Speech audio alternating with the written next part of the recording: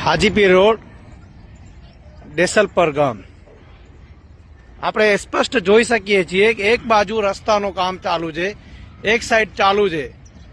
હવે આ સાઈડ ચાલુ છે, આ તોતિંગ વાહનો આવે છે, મસ્ત મોટા વાહનો આવે છે, બરાબર, જે આપણે સ્પષ્ટ વિડીયોમાં જોઈ શકીએ છીએ.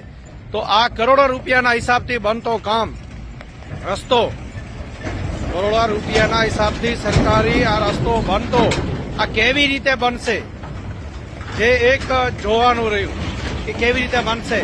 અને જ્યારે આ વાહનોને રોકવા માટે આવેદનો પત્રો આપવામાં આવ્યા છતાંય પણ આજની ડેટની હિસાબથી કોઈ વાહન રોકવામાં આવેલ નથી.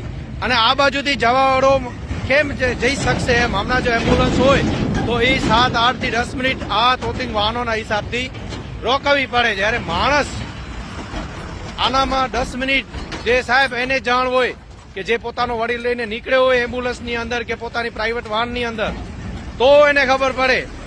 હવે આ બાજુ તો સાહેબ તમે જોઈ શકો છો કે આ શું દ્રષ્ટિ છે, બરાબર. આ જો હાલત છે, આ તોતિંગ વાહનો માટે 10 મિનિટનો વેટ કરવું જોઈએ એવું બની ગયું છે આ રસ્તો. મહેરબાની કરી આ રસ્તો તત્કાળ બંધ કરવામાં આવે એવી કચ્છ રિપોર્ટ વેબ મીડિયાની માંગ છે.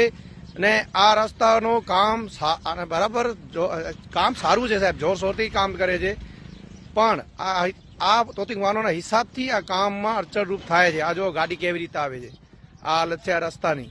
તો મહેરબાની કરી આ રસ્તો તત્કાલ બંધ કરવામાં આવે એવી માંગ છે. જય હિન્દ, જય ભારત.